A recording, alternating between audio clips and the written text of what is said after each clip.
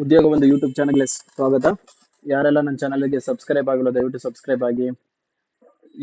ಮುಂದೆ ಬರುವಂತಹ ಹುದ್ದೆಗಳ ಅಪ್ಲಿಕೇಶನ್ಸ್ ಮತ್ತೆ ಅದ್ರ ಏನೇನು ಅರ್ಜಿ ಸಲ್ಲಿಸಬೇಕು, ಯಾವ ರೀತಿ ಮತ್ತೆ ಕ್ವಶನ್ ಪೇಪರ್ಸ್ ಎಲ್ಲ ಅಪ್ಲೋಡ್ ಮಾಡೋಕ್ಕೆ ನಮಗೂ ಉತ್ತೇಜನ ಸಿಗುತ್ತೆ. ದಯವಿಟ್ಟು ಸಬ್ಸ್ಕ್ರೈಬ್ ಮಾಡಿ. ಇವತ್ತಿನ ದಿನ ಈ ವಿಡಿಯೋದಲ್ಲಿ ಪಂಚಾಯತಿ ಅಭಿವೃದ್ಧಿ ಅಧಿಕಾರಿ ಹೈದರಾಬಾದ್ ಕರ್ನಾಟಕದವರಾದ್ರೂ ಆಗ್ಬೋದು, ಬೇರೆ ಮಾಮೂಲಿ ರೆಸಿಡೆನ್ಷಿಯಲ್ ಅವರಾದ್ರೂ ಕೂಡ ಸೇಮ್ ಅಪ್ಲಿಕೇಶನ್ ಇದೇ ತರ ಪ್ರೋಸೆಸ್ ಇರುತ್ತೆ. ಪ್ರತಿ ಇಬ್ಬರು ಕೂಡ ಇದೇ ರೀತಿ ಅರ್ಜಿ ಸಲ್ಲಿಸಬಹುದು. ಯಾವ ರೀತಿ ಅರ್ಜಿ ಅಪ್ಲಿಕೇಶನ್ ಯಾವ ರೀತಿ ಇರುತ್ತೆ, ಏನೇನು ಡೀಟೇಲ್ಸ್ ಹಾಕಬೇಕು, ಮತ್ತೆ ಸ್ಟೆಪ್ ಬೈ ಸ್ಟೆಪ್ ಹೇಗೆ ನೀವು ಅಲ್ಲಿ ಅಪ್ಲಿಕೇಶನ್ಸ್ ಅಲ್ಲಿ ಬರುತ್ತೋ ಅದೇ ರೀತಿ ಹೇಳ್ಕೊಡ್ತಾ ಹೋಗ್ತೀನಿ. ಬಟ್ ಈ ತರ ಇರುತ್ತೆ. ಮೊದಲನೇದಾಗಿ ರಿಜಿಸ್ಟರ್ ಆಗ್ಬೇಕಾಗಿರುತ್ತೆ. KPSC ವೆಬ್ಸೈಟ್ ಓಪನ್ ಆಗಿದ ತಕ್ಷಣ ರಿಜಿಸ್ಟ್ರೇಷನ್ ಇರುತ್ತೆ. ಲಾಗಿನ್ ಆರ್ ನ್ಯೂ ರಿಜಿಸ್ಟ್ರೇಷನ್ ಅಂತ ಇರುತ್ತೆ. ಅದ್ರ ಮೇಲೆ ಕ್ಲಿಕ್ ಮಾಡಬೇಕು. ಇಲ್ಲ ಒನ್ ಟೈಮ್ ರಿಜಿಸ್ಟ್ರೇಷನ್ ಅಂತ ಇರುತ್ತೆ. ಆ ಒನ್ ಟೈಮ್ ರಿಜಿಸ್ಟ್ರೇಷನ್ ಮೇಲೆ ಕ್ಲಿಕ್ ಮಾಡಬೇಕು. ಕ್ಲಿಕ್ ಮಾಡಿದ್ರೆ ನ್ಯೂ ರಿಜಿಸ್ಟ್ರೇಷನ್ ಅಥವಾ ಲಾಗಿನ್ ರಿಜಿಸ್ಟ್ರೇಷನ್ ಅಂತ ಇರುತ್ತೆ. ಅದ್ರ ಮೇಲೆ ನ್ಯೂ ರಿಜಿಸ್ಟ್ರೇಷನ್ ಕ್ಲಿಕ್ ಮಾಡಿ ಮೊಬೈಲ್ ನಂಬರ್ನ ಎಂಟ್ರಿ ಮಾಡಿದ ತಕ್ಷಣ OTP ಬರುತ್ತೆ. OTP ಕ್ಲಿಕ್ ಮಾಡ್ಕೊಂಡು OTP ಹಾಕಿದ ತಕ್ಷಣ ಸಬ್ಮಿಟ್ ಬಟನ್ ಕ್ಲಿಕ್ ಮಾಡಬೇಕು. ನಂತರ ಇಮೇಲ್ ಐಡಿ ಅದು ಸ್ಮಾಲ್ ಲೆಟರ್ ತಗೊಂತಾ ಇಲ್ಲ, ಕ್ಯಾಪಿಟಲ್ ಲೆಟರ್ ತಗೊಂತಿದೆ. ತಲೆ ಕೆಡಿಸ್ಕೊಂಡ್ಬಿಡ, ಕ್ಯಾಪಿಟಲ್ ಲೆಟರ್ ಹಾಕಿ. ಆಮೇಲೆ ಪಾಸ್ವರ್ಡ್ ನಿಮ್ಗೆ ಯಾವ ರೀತಿ ಬೇಕಾಗುತ್ತೋ ಪಾಸ್ವರ್ಡ್ನ ಹಾಕಿ. ಪಾಸ್ವರ್ಡ್ ಕ್ರಿಯೇಟ್ ಆಗಿದ ತಕ್ಷಣ ಸಬ್ಮಿಟ್ನ ಕ್ಲಿಕ್ ಮಾಡಿದ್ಮೇಲೆ ನಿಮ್ಮ ಮೊಬೈಲ್ಗೆ ಒಂದು ಅಪ್ಲಿಕೇಶನ್ ನಂಬರ್ ಮೆಸೇಜ್ ಬರುತ್ತೆ. ಇಲ್ಲ ಅಲ್ಲೇ ತೋರಿಸುತ್ತೆ, ಅದನ್ನ ಬರ್ದು ಮಾಡ್ಕೊಳ್ಳಿ.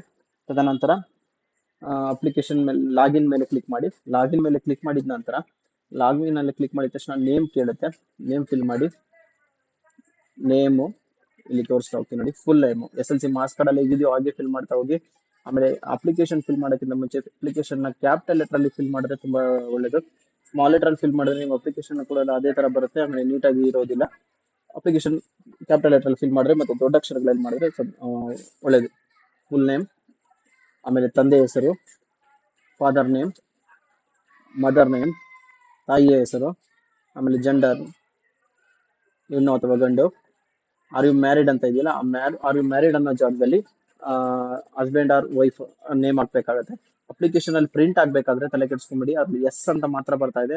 ಹಸ್ಬೆಂಡ್ ನೇಮ್ ಆಗ್ಲಿ ಮತ್ತೆ ಇದು ವೈಫ್ ನೇಮ್ ಆಗ್ಲಿ ಬರ್ತಾ ಇಲ್ಲ. ಎಸ್ ಆರ್ ನೋ ಅಂತ ಬರ್ತಿದೆ. ಮದುವೆ ಆಗಿರೋರಿಗೆ ನೀವು ಅಲ್ಲಿ ಹೆಸರು ಟೈಪ್ ಮಾಡಿದ್ರೆ ಎಸ್ ಅಂತ ಬರುತ್ತೆ, ಇಲ್ಲಾಂದ್ರೆ ನೋ ಅಂತ ಬರುತ್ತೆ.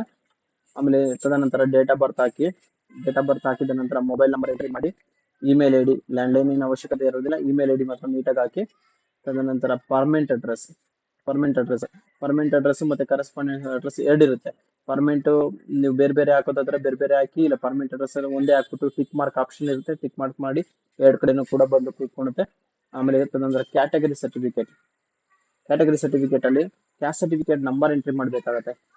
ಕ್ಯಾಸ್ಟ್ ಸರ್ಟಿಫಿಕೇಟ್ ನಂಬರ್ ಎಂಟ್ರಿ ಮಾಡಬೇಕು. RD ನಂಬರ್ ಎಂಟ್ರಿ ಮಾಡಿದ ತಕ್ಷಣ ಆಟೋಮೆಟಿಕ್ ಇದು ಡೀಟೇಲ್ಸ್ ತಗೊಳುತ್ತೆ. ಮರಿದೆ ಮಾಡಿ. RD ನಂಬರ್ ಮತ್ತೆ ರನ್ನಿಂಗ್ ಅಲ್ಲಿ ಇರಬೇಕು. RD ನಂಬರ್ ಖಂಡಿತವಾಗೂ ರನ್ನಿಂಗ್ ಇರಬೇಕು. 5 ವರ್ಷದ ಒಳಗಡೆ ರನ್ನಿಂಗ್ ಇಲ್ಲ ಅಂದ್ರೆ ಕ್ಯಾಸ್ಟ್ ಸರ್ಟಿಫಿಕೇಟ್ ತಗೊಂಡಿಲ್ಲ. SC/ST ಆದ್ರೆ ಕ್ಯಾಸ್ಟ್ ಸರ್ಟಿಫಿಕೇಟ್ಗೆ ಲೈಫ್ ಟೈಮ್ ಇರುತ್ತೆ, ಅವ್ರೇನ್ ತಲೆ ಕೆಡಿಸ್ಕೊಂಡು ಹೋಗಿಲ್ಲ. ಅದರ್ ಕ್ಯಾಸ್ಟ್ಗಳವರು ಕಂಪಲ್ಸರಿ ಕ್ಯಾಸ್ಟ್ ಸರ್ಟಿಫಿಕೇಟ್ 5 ವರ್ಷದ ಒಳಗಡೆ ಇರಬೇಕಾಗತ್ತೆ. ಅದನ್ನ ಫಿಲ್ ಮಾಡ್ಕೊಳ್ಳಿ. ತದನಂತರ physical handicap yes or no, nationality ಯಾವುದು ಇಂಡಿಯನ್ ಅಂತ ಕ್ಲಿಕ್ ಮಾಡಿ. ಆಮೇಲೆ ಇದರಲ್ಲಿ ರಿಸರ್ವೇಶನ್ ಬಂದು ರೂರಲ್ ಕನ್ನಡ, ಯಾವ್ದನ್ನ ಇದು ಹೈದರಾಬಾದ್ ಕರ್ನಾಟಕ ಯಾರಾದ್ರೂ ಇದು ಎಸ್ ಆರ್ ನೋ ಅಂತ ಕ್ಲಿಕ್ ಮಾಡಿ. ಅದ್ರದ್ದು ಡಾಕ್ಯುಮೆಂಟ್ಸ್ ಕೇಳುತ್ತೆ, ಡಾಕ್ಯುಮೆಂಟ್ಸ್ ರೆಡಿ ಮಾಡ್ಕೊಂಡಿರ್ಬೇಕಾಗತ್ತೆ. ಯಾವ್ದಾದ್ರು ಡಾಕ್ಯುಮೆಂಟ್ಸ್ ರೆಡಿ ಮಾಡ್ಕೊಂಡಿರ್ಬೇಕು ಅಂತ ಮುಂಚೆನೆ ತಿಳಿಸ್ಕೊಡ್ತೀನಿ ನೋಡಿ. SLC marks card, PU marks card, caste certificate, degree marks card, photo, signature ಇಲ್ಲ ಇದೆಲ್ಲ ಕೂಡ ಒರಿಜಿನಲ್ ಆಗ್ಲಿ ಜೆರಾಕ್ಸ್ ಆಗ್ಲಿ ಸ್ಕ್ಯಾನ್ ಡಾಕ್ಯುಮೆಂಟ್ಸ್ ಇರಬೇಕು. ಎಲ್ಲ PDF ಫಾರ್ಮೆಟ್ ಅಲ್ಲಿ. ಇದು ಫೋಟೋ ಸಿಗ್ನೇಚರ್ ಮಾತ್ರ JPG ಫಾರ್ಮೆಟ್ ಅಲ್ಲಿ ಸ್ಕ್ಯಾನ್ ಇರಬೇಕು. ಮಿಕ್ಕಿದೆಲ್ಲ PDF ಫಾರ್ಮೆಟ್ ಅಲ್ಲಿ ಸ್ಕ್ಯಾನ್ ಇರಬೇಕಾಗತ್ತೆ. ಅಪ್ಲೋಡ್ ಮಾಡೋದು ಲಾಸ್ಟ್ ಅಲ್ಲಿ ಅಪ್ಲೋಡ್ಗೆ ಕೇಳುತ್ತೆ. ಕನ್ನಡ ಮತ್ತೆ ಗ್ರಾಮೀಣಗೆ ಎಸ್ ಆರ್ ನೋ ಅಂತ ಕ್ಲಿಕ್ ಮಾಡಿ. ಅದ್ರ ಎದುರುಗಡೆನೆ ನಿಮ್ಗೆ ಡಾಕ್ಯುಮೆಂಟ್ ಅಟ್ಯಾಚ್ ಮಾಡಕ್ ಆಪ್ಷನ್ ಬರುತ್ತೆ. ಅದು ಮರಿದೆ PDF ಅಲ್ಲಿ ಸ್ಕ್ಯಾನ್ ಮಾಡ್ಕೊಂಡು ಅಟ್ಯಾಚ್ ಮಾಡ್ಕೊಳ್ಳಿ. ತದನಂತರ ಎಜುಕೇಶನ್ ಡೀಟೇಲ್ಸ್, ಇದು 2ನೇ ಸ್ಟೆಪ್ ಅಲ್ಲಿ ಎಜುಕೇಶನ್ ಡೀಟೇಲ್ಸ್ ಇದೆ. ಇಲ್ಲಿ ನಾನು ನಿಮ್ಗೆ ಕೊನೆಯಲ್ಲಿ ಹೇಳ್ತಾ ಇದ್ದೀನಿ, ಬಟ್ ಅದು ಎಜುಕೇಶನ್ ಡೀಟೇಲ್ಸ್ ಸೆಕೆಂಡ್ ಅಲ್ಲೇ ಬಂದ್ಬಿಡುತ್ತೆ. ಏನಪ್ಪಾ ಬರುತ್ತೆ ಅಂದ್ರೆ SLC, PUC, ಡಿಗ್ರಿ 3 ಡೀಟೇಲ್ಸ್ ಕೂಡ ಎಂಟ್ರಿ ಮಾಡ್ಬೇಕಾಗತ್ತೆ. ಅದು ಆಟೋಮೆಟಿಕ್ ನಿಮ್ಮ ರಿಜಿಸ್ಟ್ರೇಷನ್ ನಂಬರ್ ಎಂಟ್ರಿ ಮಾಡಿದ ತಕ್ಷಣ ಆಟೋಮೆಟಿಕ್ ತಗೊಳುತ್ತೆ. ಅಲ್ಲಿ ಮ್ಯಾನ್ಯುಯಲ್ ಅಂತಿದೆ. 2003ಗಿಂತ ಹಿಂದೆ ಪಾಸ್ ಆಗಿರೋರಿಗೆ ಮ್ಯಾನ್ಯುಯಲ್ ಆಗಿ ಎಂಟ್ರಿ ಮಾಡ್ಬೇಕಾಗುತ್ತೆ. 2003 ನಂತರ ಯಾರೆಲ್ಲ ಪಾಸ್ ಆಗಿದ್ರು ಅವ್ರಿಗೆ ರಿಜಿಸ್ಟ್ರೇಷನ್ ನಂಬರ್ ಎಂಟ್ರಿ ಮಾಡಿದ್ರೆ ಆಟೋಮೆಟಿಕ್ ಅವ್ರದ್ದು ಕಾಲೇಜ್ ನೇಮ್ ಮತ್ತೆ ಮಾರ್ಕ್ಸ್ ಬರುತ್ತೆ. ಉಳಿದ ಡೀಟೇಲ್ಸ್ ನ ಎಂಟ್ರಿ ಮಾಡ್ತಾ ಹೋದ್ರೆ ನಿಮ್ಗೆ ಅಪ್ಲಿಕೇಶನ್ ಫಿಲ್ ಆಗ್ತಾ ಹೋಗುತ್ತೆ. ತದನಂತರ ಲಾಸ್ಟ್ ಅಲ್ಲಿ ಫೋಟೋಸ್ ಸಿಗ್ನೇಚರ್ ಕೇಳುತ್ತೆ. ಫೋಟೋ ಸಿಗ್ನೇಚರ್ ಅಪ್ಲೋಡ್ ಮಾಡಿ. ಇದು ಆಧಾರ್ ಕಾರ್ಡ್ KYC ಕೇಳುತ್ತೆ. ಆಧಾರ್ ಕಾರ್ಡ್ ನಂಬರ್ ಎಂಟ್ರಿ ಮಾಡಿದ ತಕ್ಷಣ ಆಧಾರ್ ಕಾರ್ಡ್ಗೆ ಮೊಬೈಲ್ ನಂಬರ್ ಯಾವ್ದು ಕೊಟ್ಟಿರ್ತೀರೋ ಅದಕ್ಕೆ OTP ಹೋಗುತ್ತೆ. OTP ಹಾಕಿ ಫೋಟೋ ಸಿಗ್ನೇಚರ್ ಆಧಾರ್ ಕಾರ್ಡ್ ಅಲ್ಲಿ ಇರೋದೇ ಫೋಟೋ ಆಗುತ್ತೆ ಅನ್ನೋದಾದ್ರೆ ಬೇಡ, ಇಲ್ಲ ಹೊಸ್ದಾಗಿ ಹಾಕ್ತೀನಿ ಅಂದ್ರೆ ಹೊಸ್ದಾಗಿ ಹಾಕ್ಬೇಕಾಗತ್ತೆ. ಹೊಸದಾಗಿ ಸ್ಕ್ಯಾನ್ ಮಾಡ್ಕೊಂಡು ಫೋಟೋ ಸಿಗ್ನೇಚರ್ 2 ಅಪ್ಲೋಡ್ ಮಾಡಿ. ಫೋಟೋ ಸಿಗ್ನೇಚರ್ 50 KB ಗಿಂತ ಜಾಸ್ತಿ ಇರಬೇಕು, 70 KB ಒಳಗಡೆ ಇರಬೇಕು. ಗಮನ ಇಟ್ಕೊಳ್ಳಿ, ಫೋಟೋ ಸಿಗ್ನೇಚರ್ 50 KB ಅಂತ. ಆಮೇಲೆ ಇನ್ನೊಂದು ವಿಷಯ ಏನಪ್ಪಾ ಅಂದ್ರೆ ಒನ್ ಟೈಮ್ ರಿಜಿಸ್ಟ್ರೇಷನ್. KPSC ಅವ್ರು ಏನ್ ಮಾಡಿದಾರೆ, ಈಗ ಹೊಸದಾಗಿ ಒನ್ ಟೈಮ್ ರಿಜಿಸ್ಟ್ರೇಷನ್ ಅಂತ ಮಾಡಿದ್ದಾರೆ. ಈ ಸರಿ ಒಂದ್ಸರಿ ಈಗ ಕಮರ್ಷಿಯಲ್ ಟ್ಯಾಕ್ಸ್ ಇನ್ಸ್ಪೆಕ್ಟರ್ ಮತ್ತೆ KS ಯಾರೆಲ್ಲ ಅರ್ಜಿ ಸಲ್ಲಿಸಿರ್ತೀರೋ ಅವ್ರು ಒನ್ ಟೈಮ್ ರಿಜಿಸ್ಟ್ರೇಷನ್ ಹಳೆ ಪಾಸ್ವರ್ಡ್ ಇಟ್ಕೊಂಡೆ, ಹಳೆ ಯೂಸರ್ ID ಇಟ್ಕೊಂಡೆ ಲಾಗಿನ್ ಮಾಡಿ ಡೈರೆಕ್ಟ್ ಆಗಿ ಅರ್ಜಿ ಸಲ್ಲಿಸಬಹುದಾಗಿರ್ತದೆ. ಡೈರೆಕ್ಟ್ ಆಗಿ ಅರ್ಜಿ ಸಲ್ಲಿಸಬಹುದು. ಮತ್ತೆ ಇನ್ನೊಂದ್ಸರಿ ಎಲ್ಲಾ ಡೀಟೇಲ್ಸ್ ನ ಹಾಕಿ ಮತ್ತೆ ಹೊಸ ಅದನ್ನ ಕ್ರಿಯೇಟ್ ಮಾಡೋದಕ್ಕೆ ತಲೆ ಕೆಡಿಸ್ಕೊಳಕ್ ಹೋಗ್ಬೇಡಿ.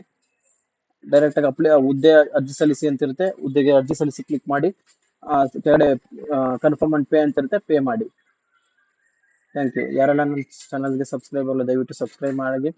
ಏನಾದ್ರು ಡೌಟ್ ಇದ್ರೆ ಮೆಸೇಜ್ ಮಾಡಿ, ಅದಕ್ಕೆ ನಾನು ಡೀಟೇಲ್ಸ್ ವಿವರವಾಗಿ ಹೇಳ್ತೀನಿ.